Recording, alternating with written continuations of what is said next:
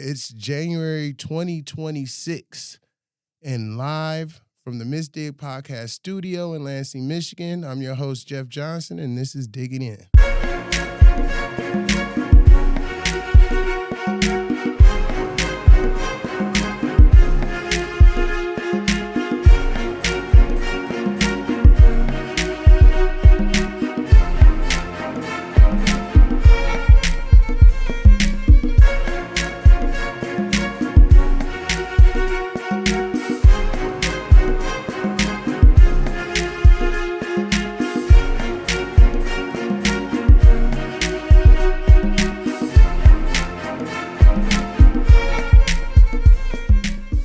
Welcome to Digging In. I'm Jeff Johnson, your host, and today I have some very lovely guests. I have Mr. Cortez.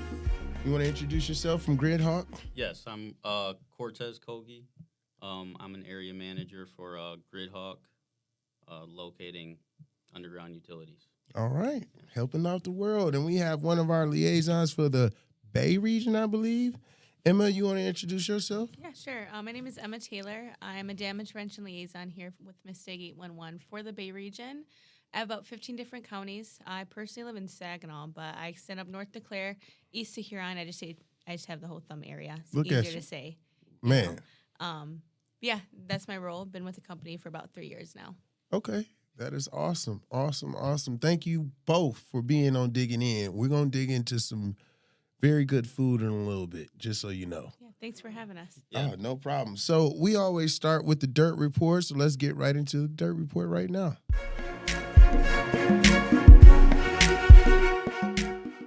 Okay, so what we want to start with is promoting using the app, the MISS DIG 811 app. It is awesome. It is. More features are to come, but right now it is awesome. We got the public dashboard on there. We got positive response on there. Mm-hmm. We have training on there. Right. There are a lot of things that are, Public Act 174, you can access it on there and know what the law is. There are so many things on there that can help you in your daily job or daily work, and I don't know why you wouldn't use it. Right. Have you tried it? Have you seen it? Yeah, so we actually just, as a company, they told us about it. So we actually just unlocked our phones for everybody to be able to download it. Really? And yeah, I've been Company-wide? Yeah. Look at that. Nice. Look at that. I've been going through it a little bit, and Okay. it's definitely helpful. It's being able to see the laws and the responses, the response codes and stuff like that. Yes. Super helpful. Through the app. Yeah. Yeah. Emma, how many people have you told about the app? Oh, my goodness. So many. I know. Right when the app came out, people were just itching to download it. 'Cause everyone was just waiting for us to create an app, right? And then Yep. when it came out, it definitely had a lot of people's interest, especially when it comes to Public Act 174, because most likely people aren't going to read the entire thing word by word. Right. We want them to know the important parts, right? So it's Yep. really nice that it is split up into different sections and kind of broken down for people Yes. to just know the law better. And definitely the positive response feature, I would say, is really good for everybody, whether you're a locator, utility owner, homeowner. If you want to look up your own ticket, you can. You can look it up right in the app. So, yeah, the positive response feature really makes it accessible for people to just look up tickets in their car. You That don't is need awesome. A computer. Yeah. Not anymore. Get the app. Do it on your phone, iPhone or Android. Definitely. Cover Yeah. everybody. So I see in our dirt report today that GridHawk has been doing some type of expansion. You want to elaborate a little bit on the expansion of GridHawk and what the mission is there? Yeah, so Oh, there you go. You was leaning up, right? You doing it. So before last year, so 2025, Mm-hmm. that was the first expansion here in Michigan. Okay. Before that expansion, I believe we only had Oakland County and Kent County, Okay. the contracts with consumers. Okay. Since that expansion started, we've taken over the entire state of Michigan. Oh, wow. So it was a pretty massive expansion. That is massive. Yeah, so I think they went from, I don't know exactly how many employees, but they only had 2 teams before.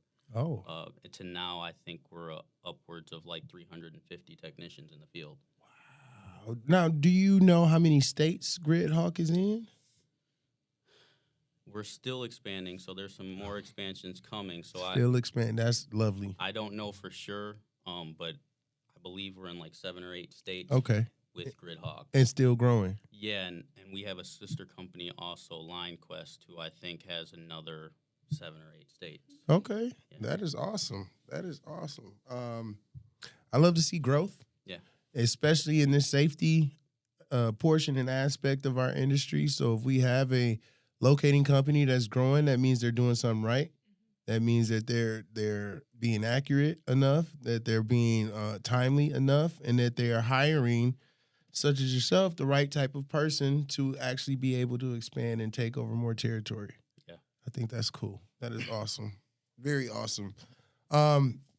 Do you and Emma ever interact? Do you interact with any of our liaisons in any way? Yes, I actually talk to Emma pretty often, which I think is pretty cool because Okay. I've been doing this for about 4 years now, and up until I met Emma, there was no liaison for us to be able to interact with. Right. So that's been super helpful for me. She's been super supportive.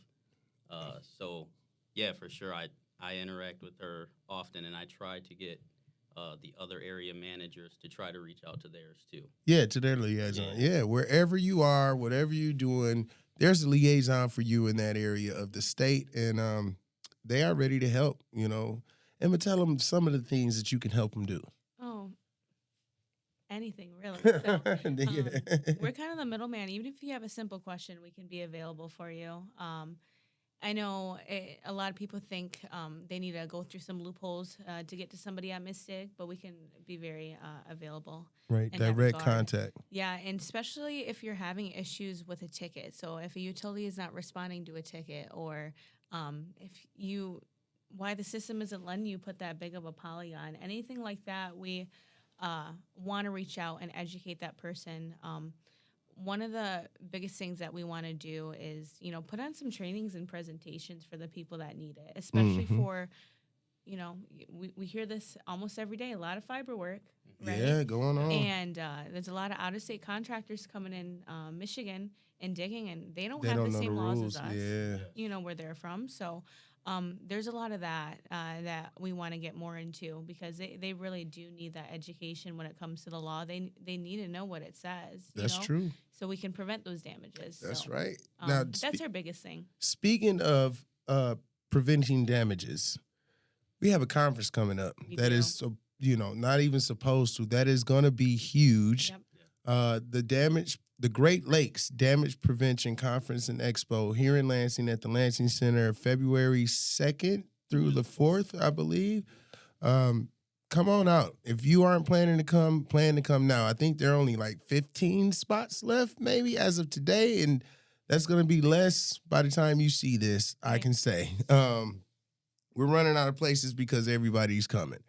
But make sure you at least send a representative or try and get some information, and I'm pretty sure we'll be sharing some things from the conference and some takeaways from the conference afterwards. Mm-hmm.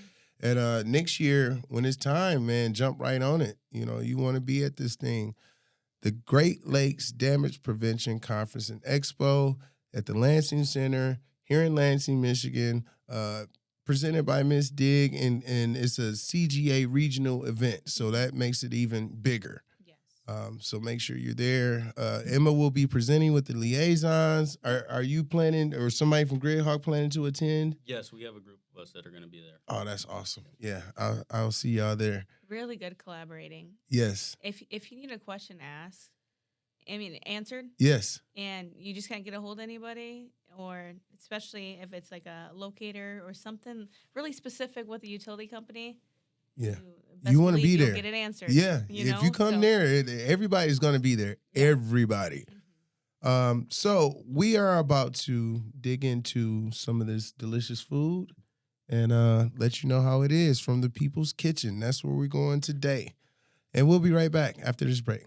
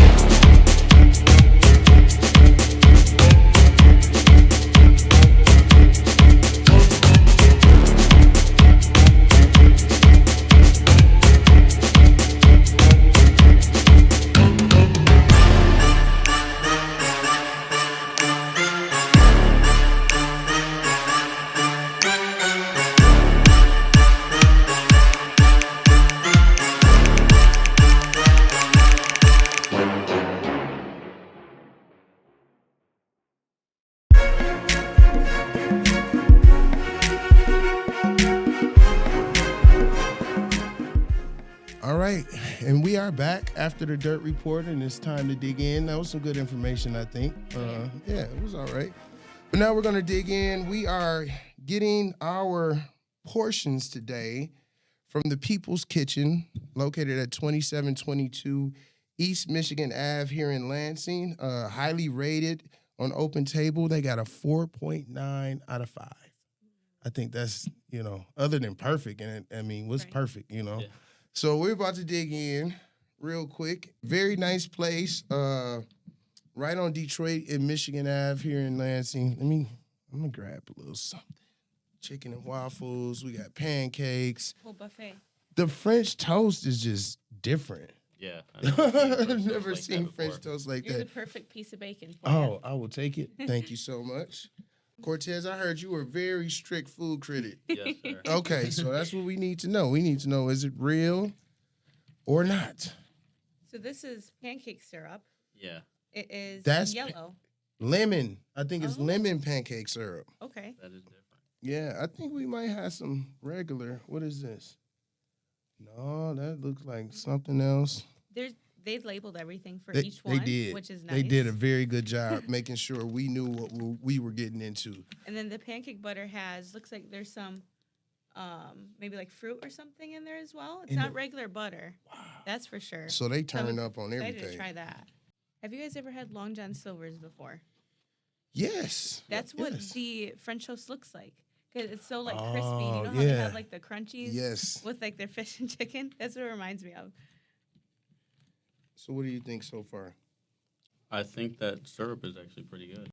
It is the Yeah. the lemon syrup or yellow syrup, whatever. Yeah, I think there might be some butter in there or something too. Does it say what's on there? It just says pancake syrup. Yeah. And that's their pancake syrup. They have to make their butter too then. Yeah, I think they do. It is definitely a from scratch place. A Lansing staple. Oh, thank you. There's jam over here too. So if anyone wants jam on pancakes or anything, then got some of that. The People's Kitchen.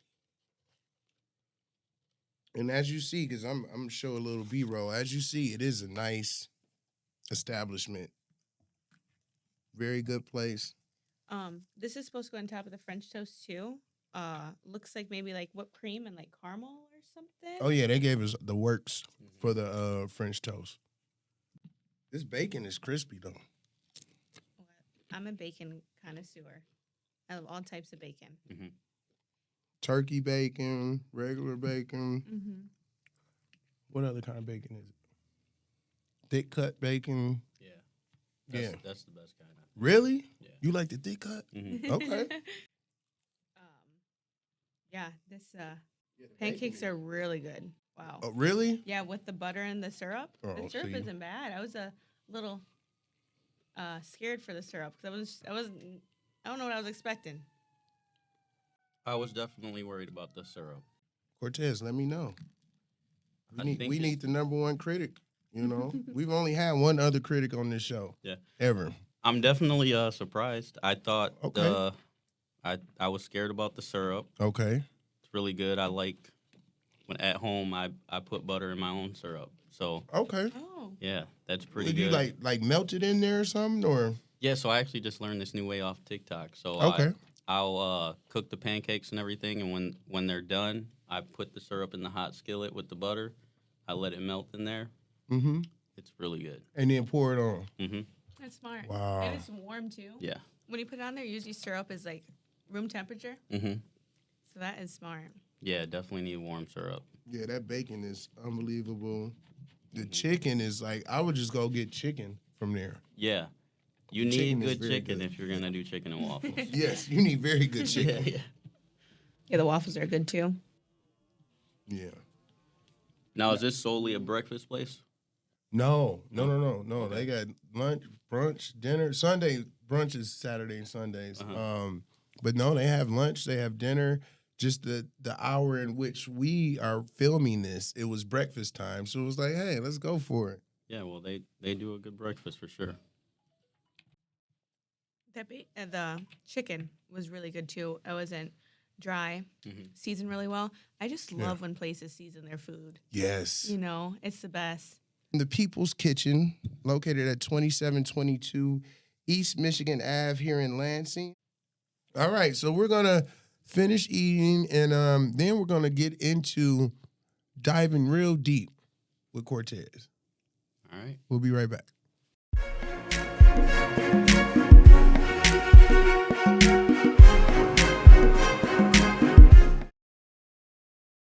When you're digging a hole, either large or small, it's the law that you make yourself a 3-digit call. Dig in a trench or garden in the sun, you gotta call Miss Dig, 811. Miss Dig will set you up to have the pros look around to mark the cables and the pipes that are hidden underground. It's free, it's safe, it keeps your project fun, and it's the law. Call Miss Dig 811. Because if your power stops and your cable's gone, or a gas line pops and your water won't run, everyone will tell you what you should have done. You should have called Miss Dig 811. Sponsored by Miss Dig 811 and the MAB.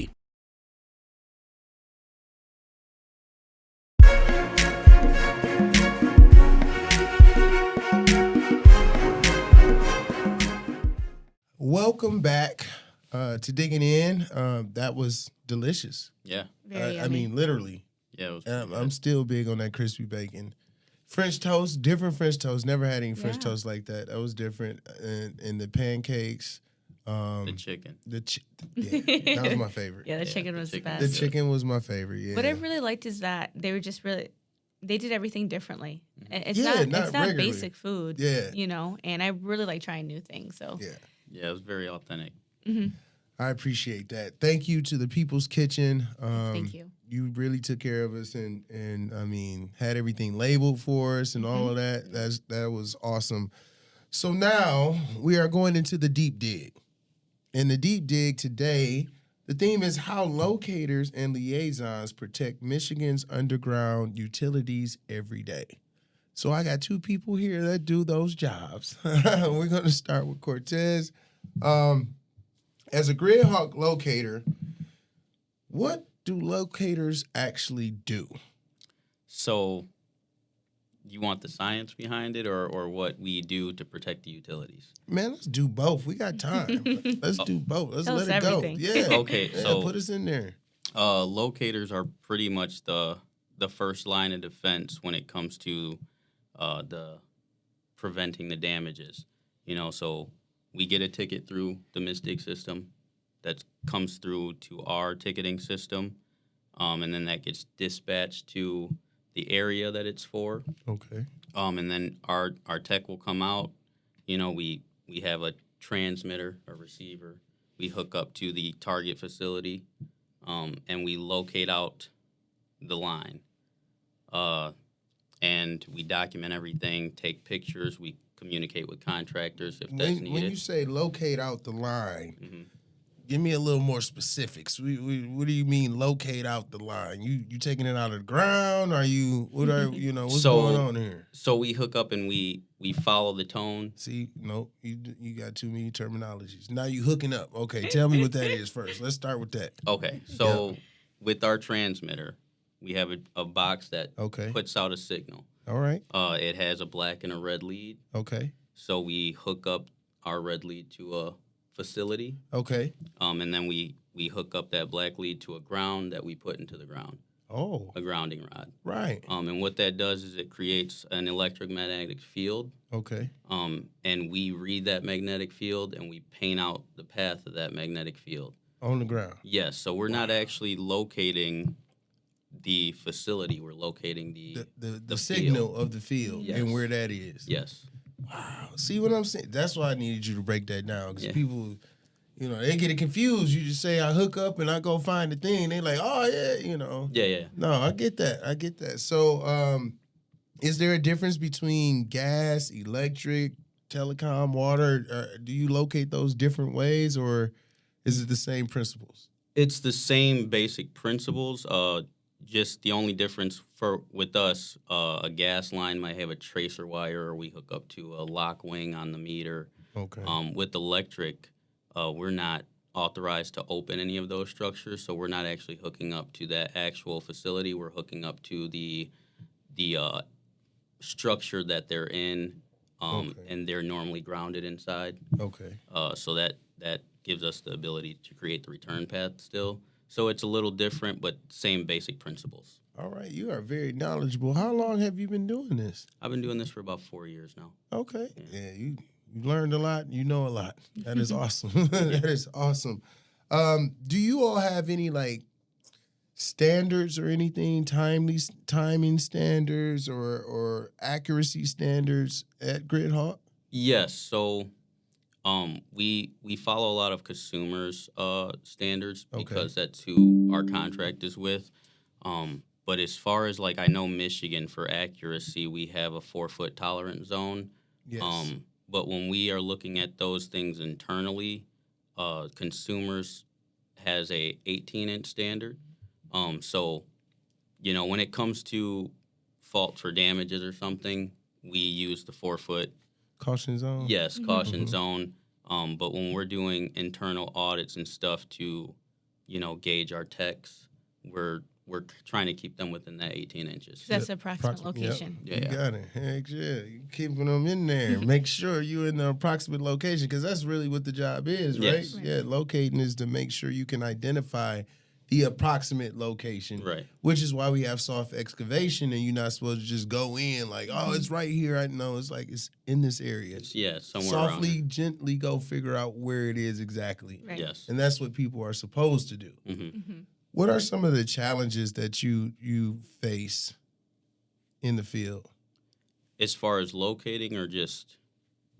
Well, yeah, as far as locating, for sure. So... The activity of locating. Yes, so, I mean, the biggest challenges that we face are distortion, because with those electromagnetic fields, anytime there's another metal conductor near it, it changes the shape of those magnetic fields, which is why you can get people locating something 5 feet off because maybe their magnetic field was stretched by another conductor nearby. So you hear all the time, like the older locators not understand why some of the new locators can't get the tone that they need to get, and that's just the more stuff we get into the ground, the more distortion you deal with. So that's the biggest challenge is just working through distortion without being able to actually see, being able to like read that distortion and identify it. Okay.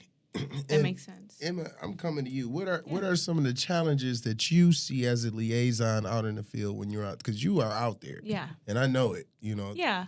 When it comes to like job sites, when we visit job sites and there is a crew on site doing the digging, you obviously want to make sure you're approaching them the right way, you know, because not everyone wants someone to come to their job sites and start saying stuff, you know. So you got to make sure you have the right body language, the right tone with them.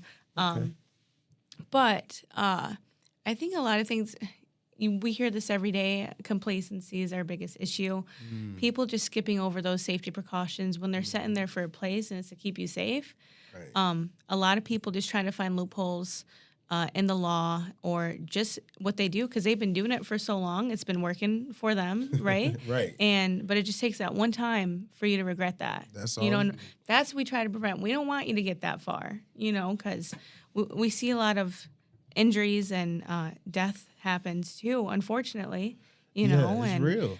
Just a lot of people skipping over the safety precautions. A lot of the times we'll see people not using trench boxes in trenches and hydraulic presses. I know some companies will use that to support the walls.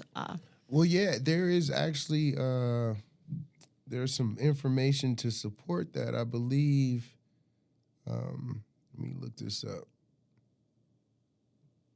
MIOSHA and OSHA are emphasizing trenching safety because incidents have risen in the past year. Yeah, it's there a lot were, of people I think, don't 11 realize deaths by July last year. Yeah, the dangers that come with that. If the walls collapse on you, even it can happen if you're in the hole for a second. You know, it depends on a lot of things.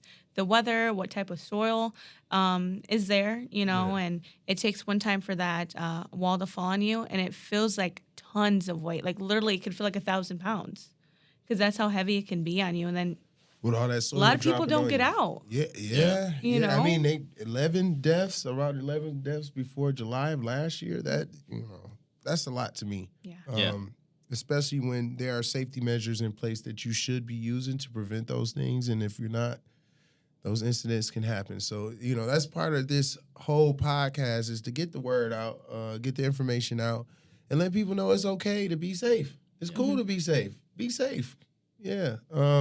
You brought up weather and the soil conditions. So I want to ask you, Cortez, does it make a difference like when the ground is frozen or in the wintertime? Is it harder or anything like that? Yes. Okay. 'Cause Yeah. I know you said you had to ground something in the ground. So we're grounding dealing. rod. Yeah, so we're dealing with those electromagnetic fields. So anytime the ground's hard, one of the tricks that locators use is if they're not getting a good return path on their ground, pouring water on their ground rod. So moist soil, it's a little bit harder to get a tone in sand or clay, Okay.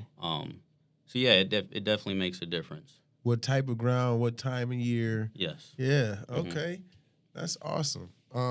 So one thing that I do want to emphasize and bring up is Public Act 174. I know you said that you could see it on the app that it's good to know these things and all that.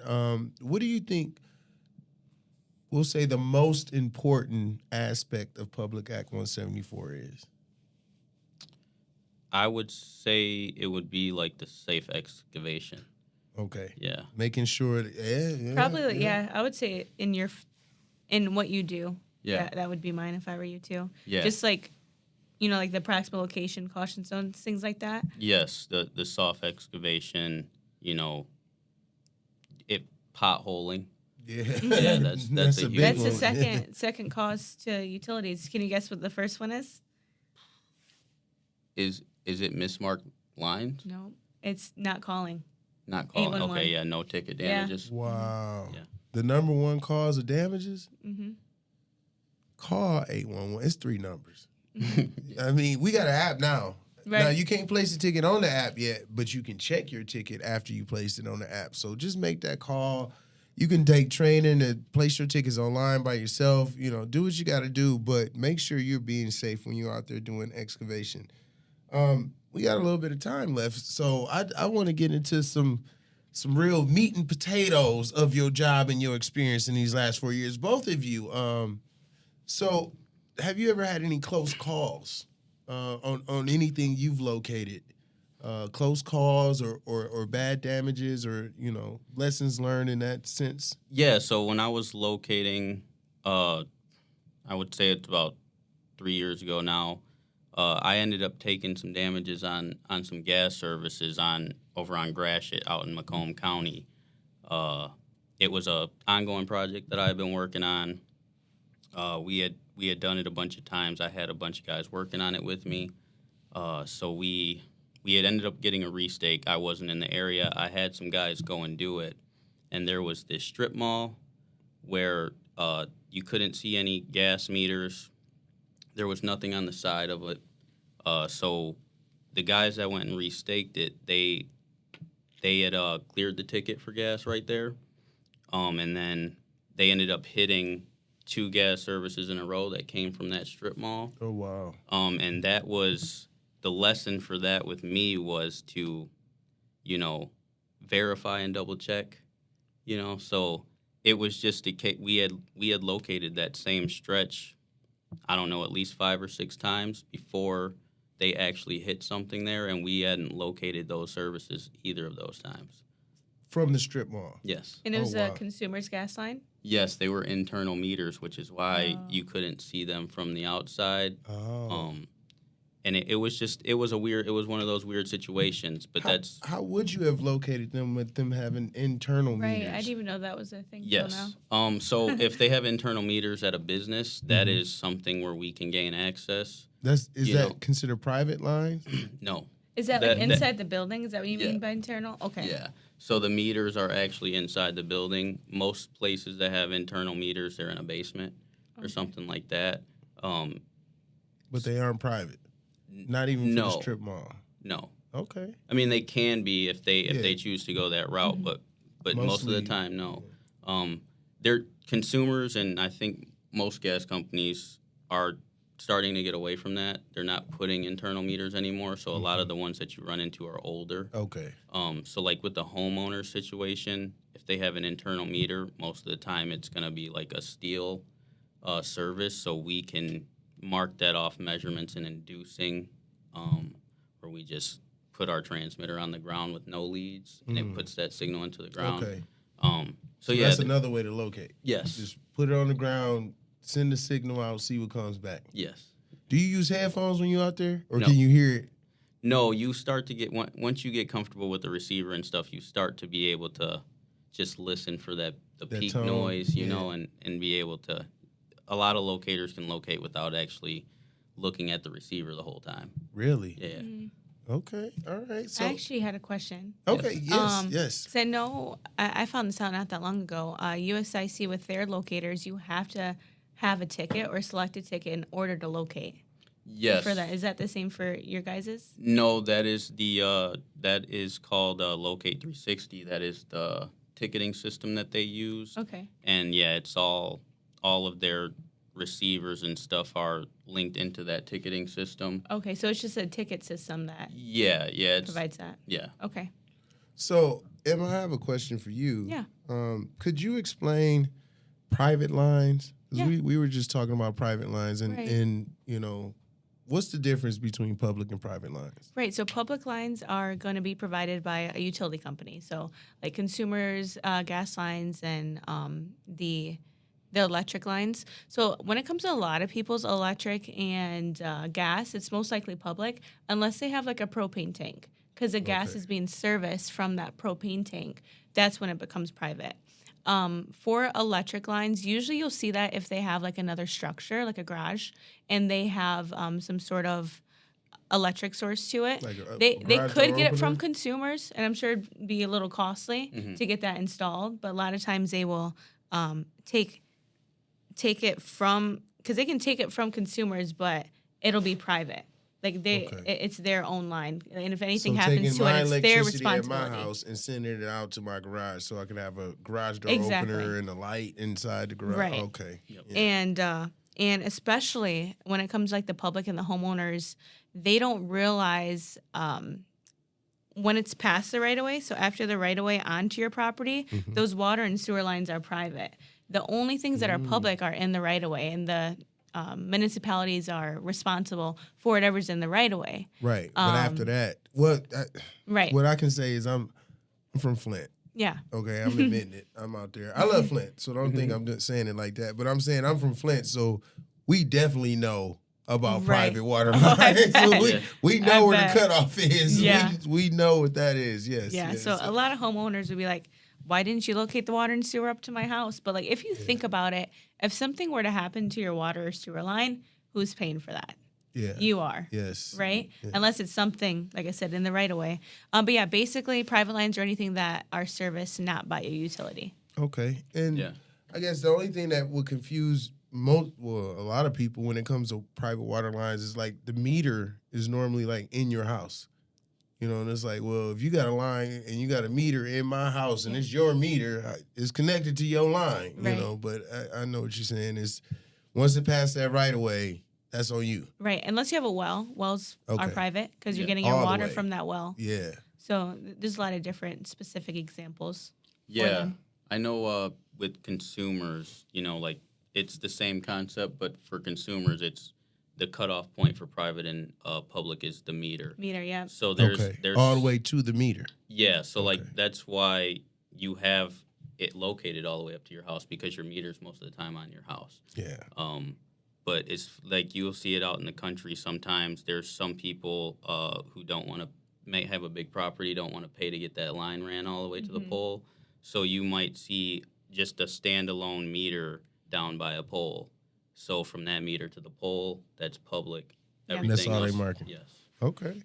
All right. So these few minutes we have left, I want to ask you both, what do you all see as the future of locating? What's the future? I think with all the technology right now, I think AI gonna be AI locating? is definitely going to play a big part in whatever the future is. Okay. Yeah. GIS mapping. Yes. Yeah, okay, Yes. there we go. You can pull it up on your device and you can see those lines virtually, right? And a lot of different municipalities and utilities, probably all the utilities have it, but a lot of the municipalities are working more towards that Mapping way their because technology changes infrastructure. every day, Mm-hmm. right? It does. Um, It does. And I don't know if I can say this, but it's, I know probably in the future, give us like 3-4 years down the road, you can place a ticket and see the lines right on your device.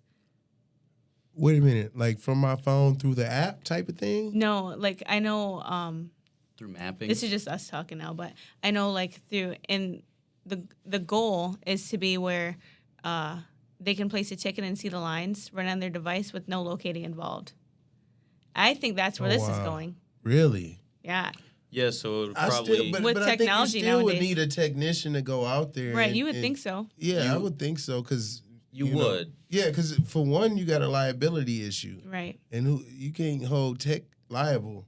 Like, Yeah. you know. Yeah. In order That's to true. do something like that, I mean, locating would just change our purpose. We would be out there mapping, doing mapping services. Yeah, I get You that. know, and in order for us to be able to do something like that, where But we mapping don't, is locating, right?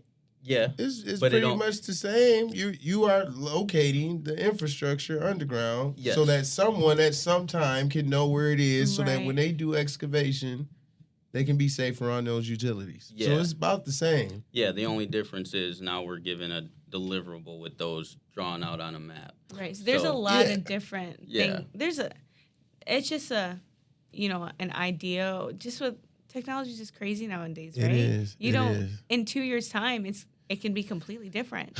Yeah. Well, my You know? idea of the future is the what do you call it? Ray-Ban glasses? The meta glass. The Oh, meta yeah. glasses, yeah, and that's what you all be having. And be like, it's here, and you still going to market And you all can like that, see it and- in your vision if you- where the lines are. Yeah, with the lenses, yeah, and Oh, you know, you're a kinda little like, more advanced than what I'm talking about. Oh, then. No, I'm talking on board with that. yeah, augmented reality, AR, and Yeah. and I know I've heard for the future about adding technology to machines Mhm. that know where the utilities are. So if you try and even move your bucket truck or put a bucket down near a line, the machine knows there's a line there and will just automatically shut off. That's an interesting You concept. know, Right. Yeah, and, that'd and, be and cool. be like, nope, because it's we're not gonna do that. We actually at GridHawk, we actually just got something called the UTO, Okay. and that is a virtual reality training device where you Oh. can locate virtually, and you Oh, can. that's So cool. to help train the people who you all have Yeah. working for you. Yeah, so we're Yeah. trying to start implementing that, but I feel like we'll be able to develop a lot more without the risk of the actual damage because we can recreate some of these Right. scenarios. Yeah, and actually have that experience before you get out in the field Yeah. in reality. Yeah. That is awesome, man. Yeah. Well, thank you so much, Cortez, for coming on. I really Yeah. appreciate Thanks for having me. the deep dig with us. But we're going to take a quick break. We got a little more to do, and we'll be right back.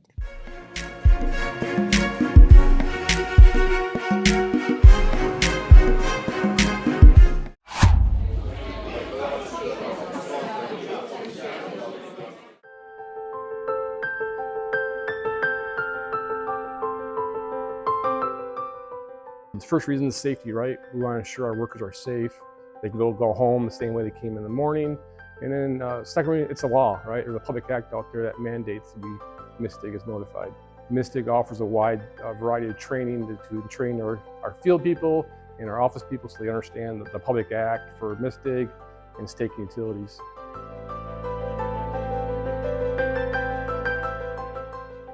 Not at all. It's very simple.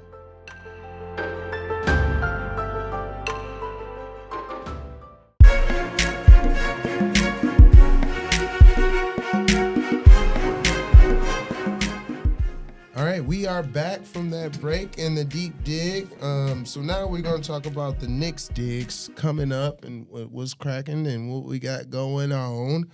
So once again, the Great Lakes Damage Prevention Conference and Expo, February 2nd through the 4th, 2026. Aaron Witt will be the keynote speaker, so you definitely want to come check him out. And he's going to be talking about the future is our responsibility, and I believe that. I mean, it 100%. is. Who else is it up to? It's up to us. I don't know who the next month's digging in food thing will be. I don't know. We haven't picked that yet, so I'm not going to announce that. And I definitely want to talk about the safety tip of the month. Never assumed unmarked means unoccupied. Validate before you excavate. So what do you all think about that? I think that's good. I mean, yeah. If something's not marked and you can see a meter there, You know Right. something's there. something's there. And that's Yeah. what unmarked facilities is for. Yes. Yes. If you say you're checking positive response and you're like, I literally see pedestal right there. Why is it not marked, right? You can retransmit it for unmarked facilities, and a locator can be out there within 3 hours if you're on site and if it's during business hours. So Yeah. Wow. we have things for that. Yeah, tools. That's what I'm saying. That is the whole job of our liaisons is to get the information out here to let people know they have options. You know, you don't have to go blindly through this, and you don't have to go alone. Right. You know, we have liaisons for every area of Michigan, making sure the whole state is covered. So if you got any issues, any questions, give them a call. And like Emma just explained, if you see a sign of a facility out in your work area and it is not marked, but you placed the ticket, make sure you call back in for unmarked facilities because what we want is for everybody to be safe always when they're working. We want 0 damages, 0 fatalities, and that is our goal. Our goal is to get to 0. Now, will we have a job after we get to 0? I can't say that. But we definitely want to get to 0 because that's the future. That's what we want our future to be. 0 damages, 0 fatalities.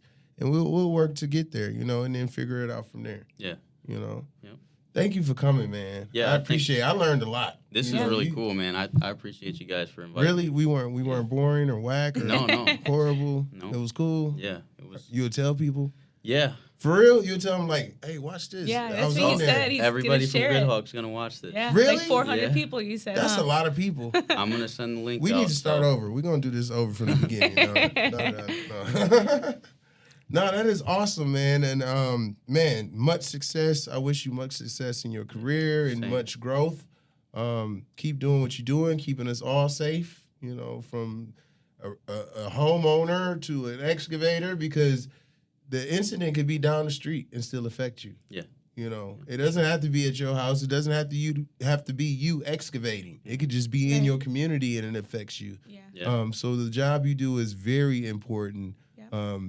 And every position in this field is very important, from an NSR to a liaison to a locator to the excavators to the facility owners. Everybody plays a critical role and an important role in this process. Right. Yeah, So- and I would like to say, like, I've been doing this for 4 years, and you know, the previous 2 or 3 years, I feel like there was kind of a gap between locators and MISS DIG, but I think you guys are doing a really good job bridging that gap. Oh my goodness! Thank you for saying What a that. compliment. Yeah, really. Yeah. What I mean, that's a compliment to you. Yeah. That's what you're doing. Well, That's what you're that's doing. what us liaisons are trying to do. So Yeah. it's amazing to hear that it's working. Yeah, you know? yeah. I mean, our leadership selected the right individuals to be in those positions, and you are doing a bang up job. Awesome. Keep Thank it up. you. Keep doing what you're doing, because again, every position is important. One you know? ticket, one team. That One ticket, includes one- the yeah, utilities, yeah, and yeah. I locators, mean, everybody. Yeah, yes, everybody's included in Mhm. that, and everybody has to play their role to the best of their ability. You know, that's one of our core values: commitment to excellence. Yep. yep. You know, we want to make sure that we are literally striving to be excellent and going for 0 damages and not worried about, will I have a job when we get to 0 damages? Yeah, It's like, no, yeah, we'll have a job, because you got to keep doing it in order to continue 0 Right. damages, you know? So Yep. instead of being worried about that, you know, we'll just keep working and keep our commitment to excellence. yeah, and this is a team thing. So Yes. we need things like this. We need those relationships because the system's not broken. But when everybody's on the same page and we have that clear communication, you know, and we're all playing our part, the system does work. Yeah. 100%. Lovely. It keeps people safe. Yes. Oh, yeah. Well, thank you for watching, digging in this episode, January. We called it, what was it? Lines, Locates, and Lunch. You know, that's what we did. That's where we are. And here from the podcast studio in Lansing, Michigan at the MISS DIG 811 headquarters, I'm Jeff Johnson for Cortez, for Emma.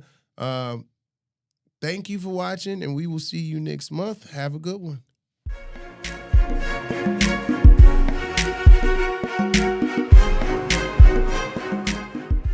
Oh, listen, I gotta say, and we always gotta end like this. Safety is in your hands. Every dig, every time. So make sure you call it MISS DIG.